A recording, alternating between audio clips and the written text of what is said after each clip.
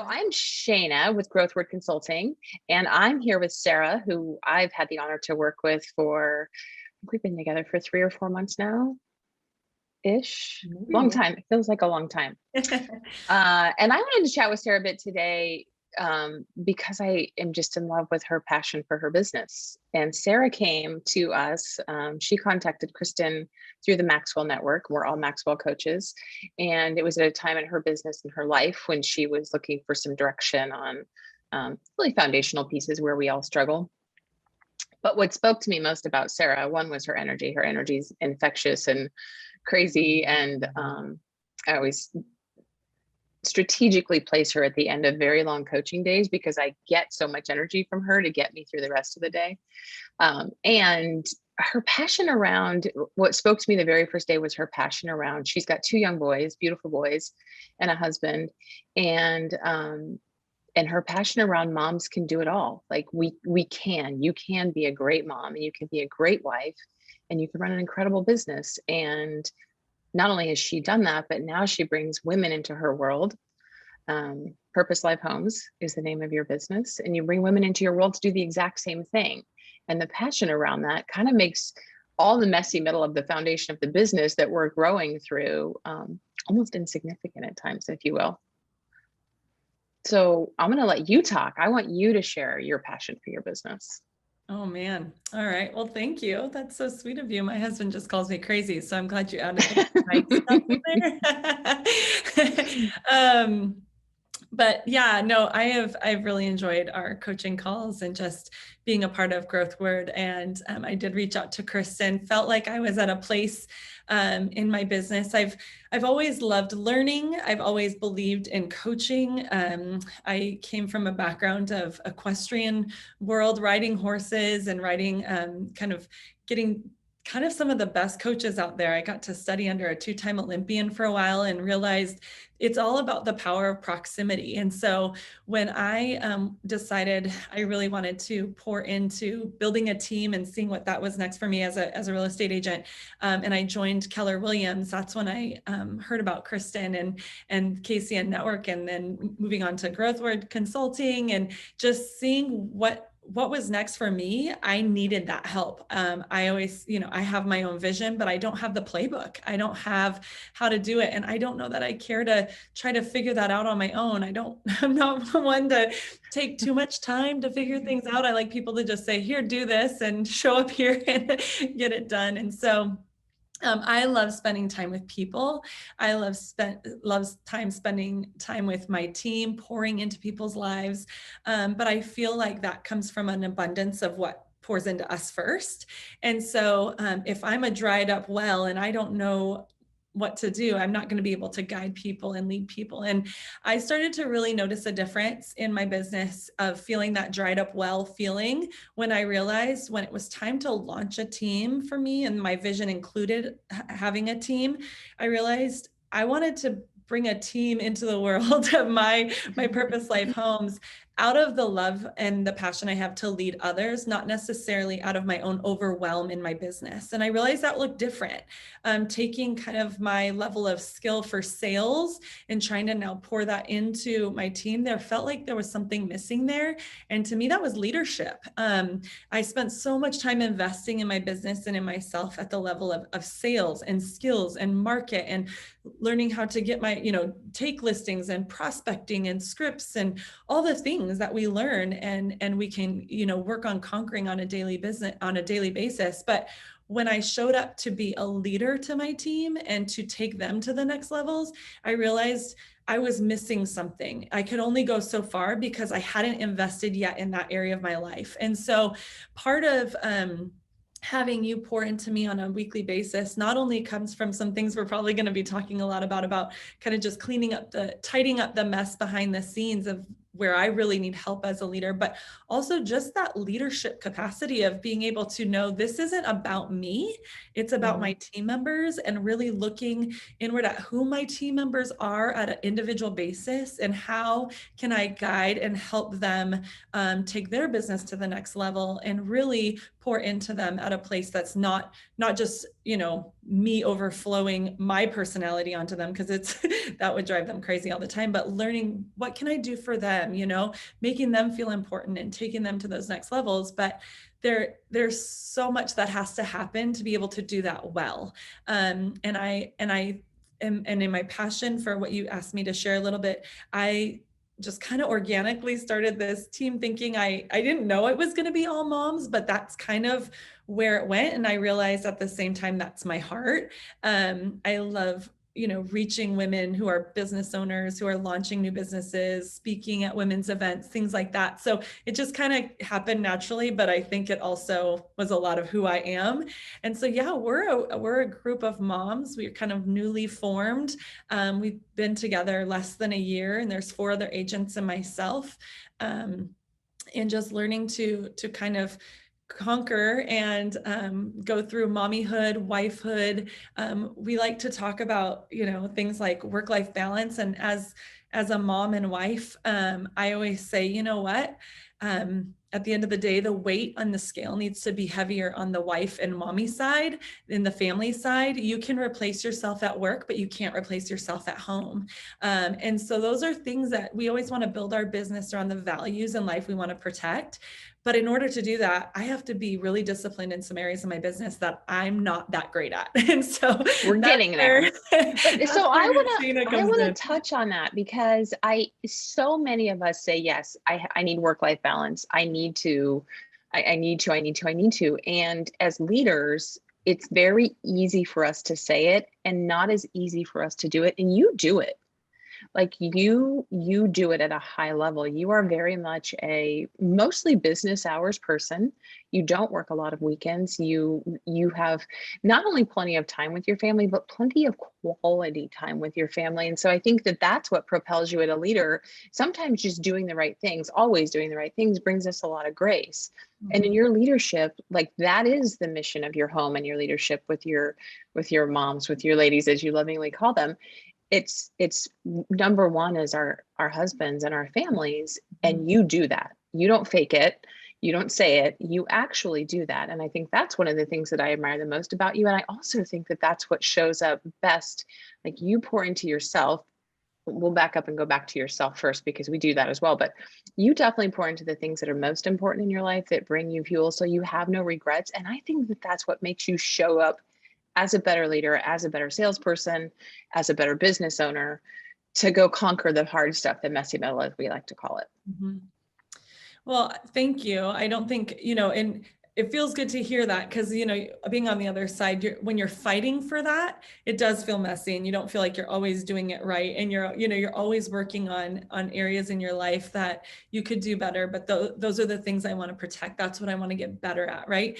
And so one of the things with the girls, my team, the ladies, that I love just helping them realize is, where I started was from a place that kind of forced that upon me. And I always like to share a little bit of how I started in real estate, that I came in with some big dynamics. We all have a story. We all have family burdens. And so often when we're in sales and with people, we are taught that doesn't matter, that takes a back seat.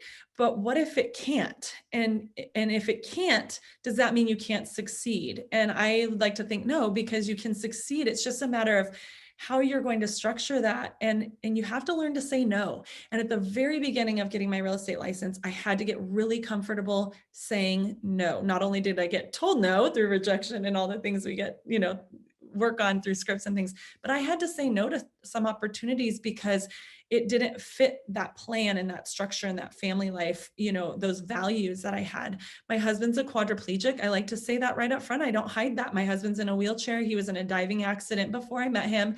So part of my life and my mornings are with my husband, taking on some family burden, caregiving, you know, situation at home.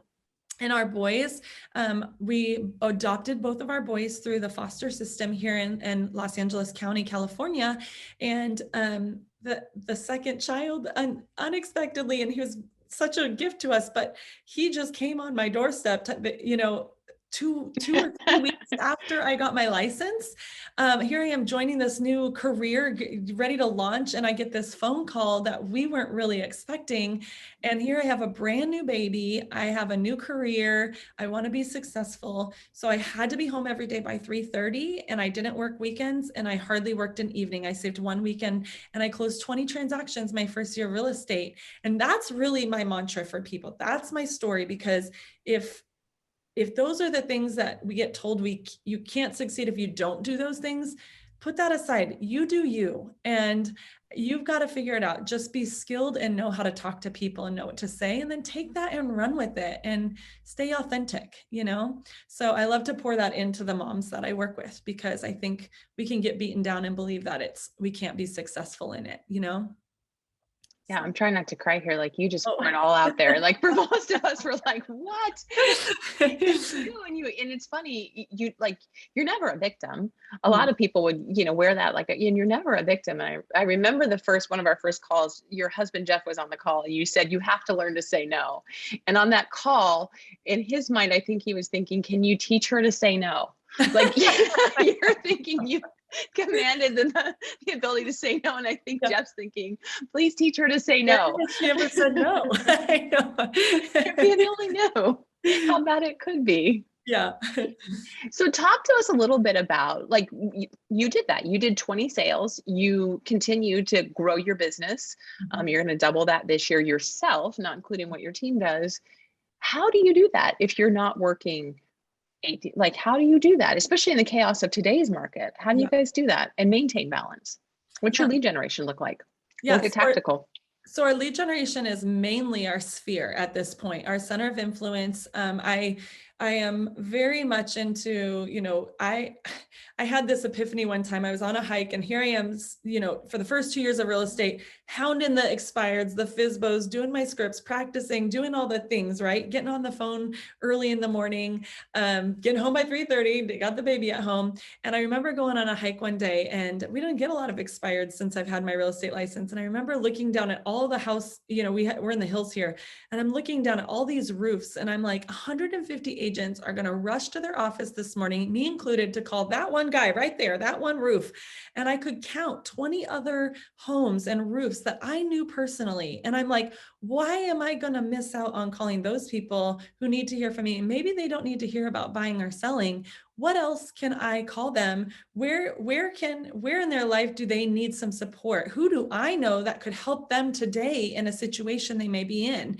And so that's when the light bulb went off of the whole idea of just the connecting people, building a powerful network, leaning on the people around me to connect to my friends and my family and my sphere. And so I always say, before I rush out the door to go knock on someone else's door, don't pass the person that's on your own doorstep. And so there's people that are right there in your life that are waiting for you to show up.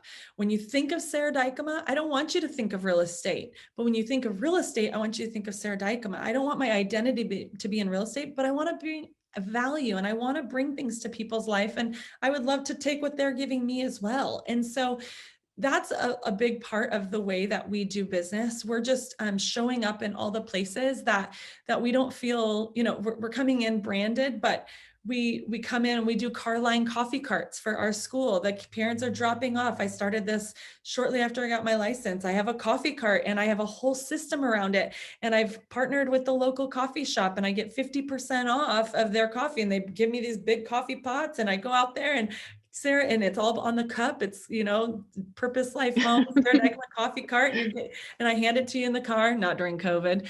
The gym, I sell a lot of, homes from people at my gym. We're doing a lot of things in our community. We host events. We bring speakers in for events. I own an office that we bring in power partners. I want to stop on that for a minute. I'm glad you brought that up. I was hoping you would bring up the Go Space, because one, it's brilliant, and two, it provides such value. But talk to us a little, let's elaborate on Go Space a little bit, and then how you bring people into the space and expand that to your sphere for classes. Yeah. Random. So I think a big thing in real estate is that trust factor. And I learned that very early on, right? You host an open house and it's like the first, that alligator no, like the minute you, hey, you know, are you looking for shoes here at Nordstrom? No. And you're like, all they came for were shoes. Like, how can they say no? So when people in real estate, there's so I'm many trying on walls. shoes right Yeah, now. right. There's so many walls that people build up in real estate, and there's always this fight, right? There's always this big wall, and our goal is to bring that wall down so we can have a trust with that person.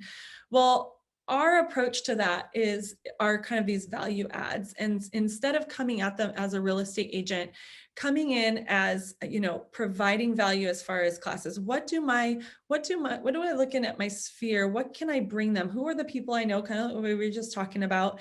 I know tax agents who are real estate tax agents that are amazing, who could help with all these crazy things that are changing in the tax world. We've got insurance partners that we work with. We've got our lender, everything you have, everything we all have at our fingertips. And so we created this space. We have this office space that it's a separate business. It was an opportunity I had with low risk, where we're kind of like filled with all our power partners. And so I've got lending in here. I've got insurance in our office. We've got a tax accountant, legal representation, marketing, and we all walk into the same office. It's a co-working space. Depending where you are in the country listening to this, some people have no idea what that is. California, they're kind of taking off. This idea of, you know, they need a office space, but they don't want the whole overhead of the business. So of a business building. So we'll carry the overhead, but we'll fill each of the office spaces with a power partner. And so that way I can invite, you know, Susie and Joe from my database. I'm going to host a class tonight on, you know, building a trust so you don't have probate. And I'm going to invite 20 people from my sphere, you know, Adri, Carmen, Sarah, and Lisa on my team. You guys invite 20. We've got a huge event space in the back. We're going to host that tonight. Next month, we're going to have a DIY of how to build a barn door for your, you know, let's invite, you know, Bobby and, you know, whoever, like you did a kids CPR class, like teaching kids CPR classes for teenagers. We're going to be doing budgeting classes for seniors in high school going into college so that they don't, you know, take that credit card and rack up all this debt, and start just bringing value. But they're going to come in and we're going to be Purpose Life Homes. We're not going to give them a flyer about a house. We're not going to talk about real estate other than that's what we do. And that's our platform in which we speak from. And from that, I'll be honest, Shana, I haven't made a phone call or a door knock in over 3 years. I'm personally will be closing just over 40 this year.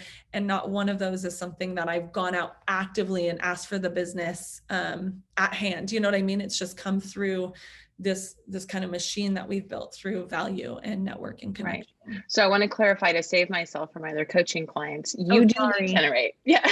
That's how we lead generate. We're putting in the time. It's lead generation. And it's so important for people to understand lead generation can look different. Yes. Some people thrive on that phone. Some people just thrive.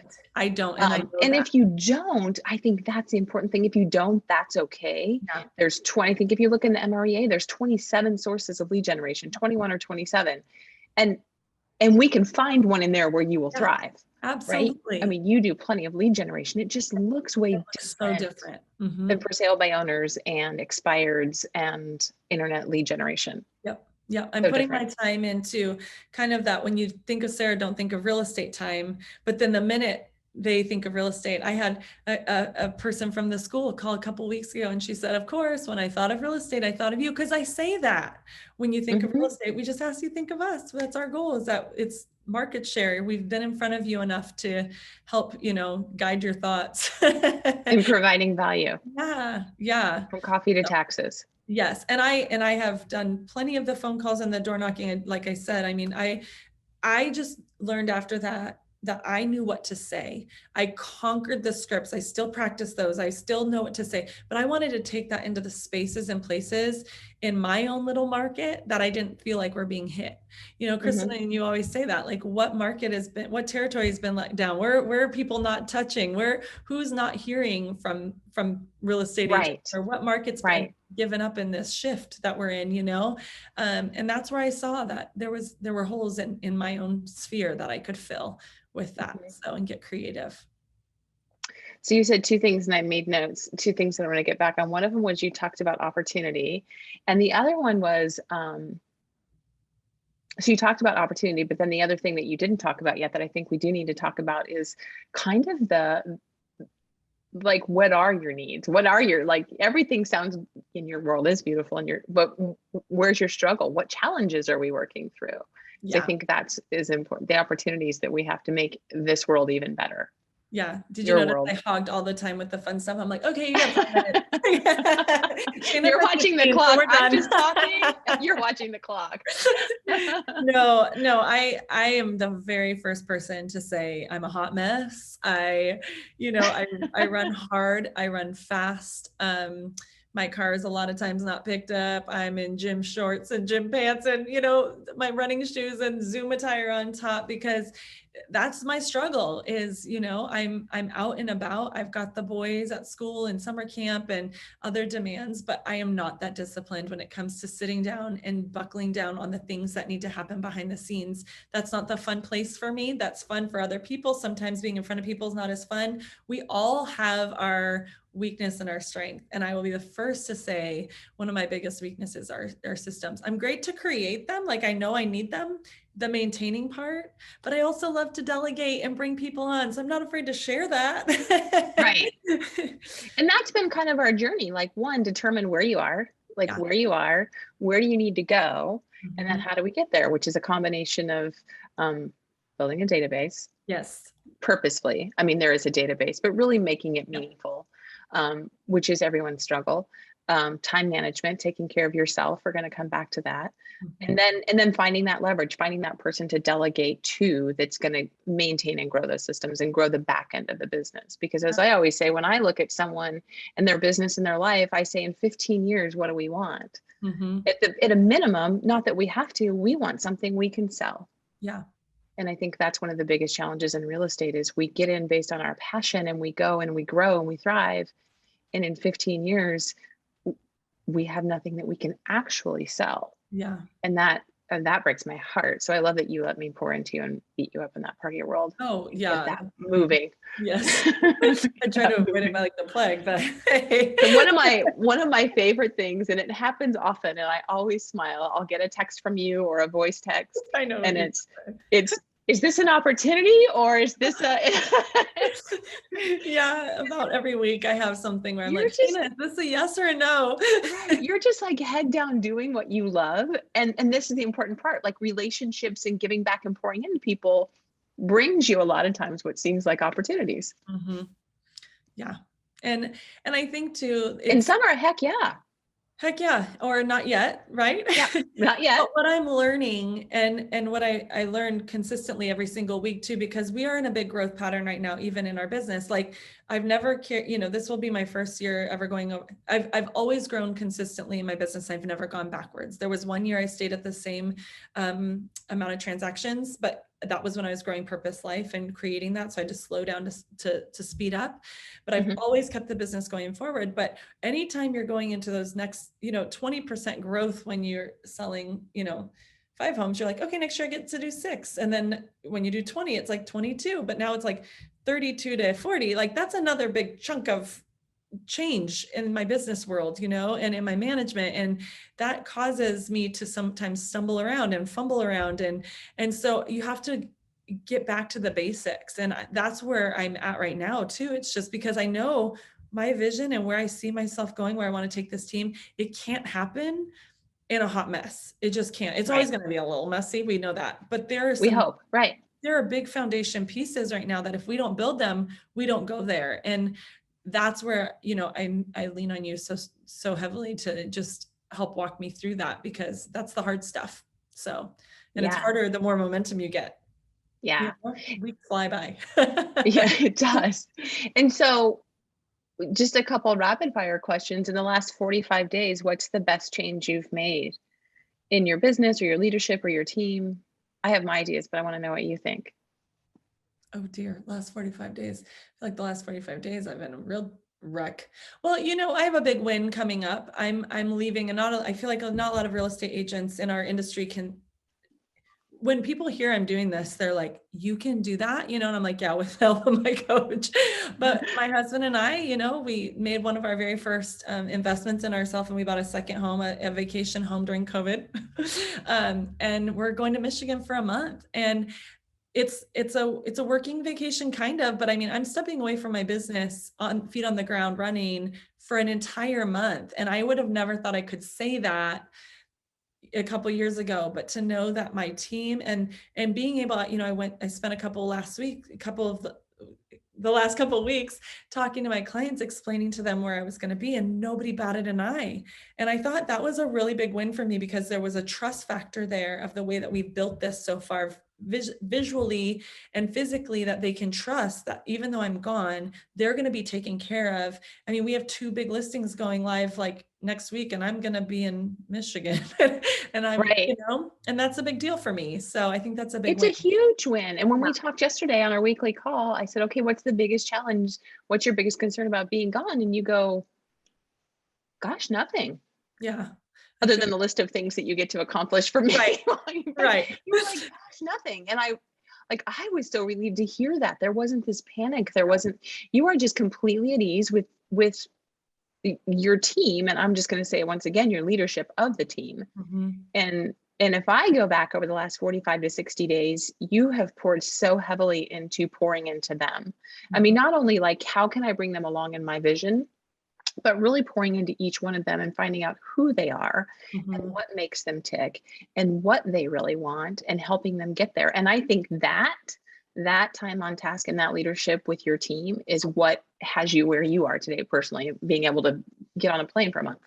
Yeah. One of the biggest things for me, a learning, and this comes, a lot to like John Maxwell and the training with you ladies, and with Kristen and yourselves, like, it's like this whole idea that this isn't about me. It's a humbling thought. And sometimes in my own weakness, I catch myself reacting to something, whether that's maybe from the team or just my own personal, world going on. It's like, that's not about you, Sarah. This world's not about you. Like, I'm an only child. I have to fight that a lot. But it's like, when you can remove yourself from your own leadership, you're going to be so much of a better leader, because it's about the other people. It's about making them feel important and taking them what's best for them.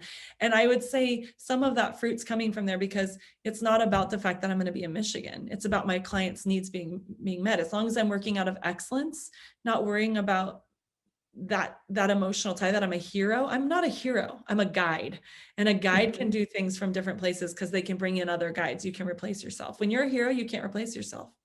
And so when it's not about me, it removes that feeling of, I have to save the day. Are you going to be a savior or a leader? I want to be a leader. So I don't think you can be both.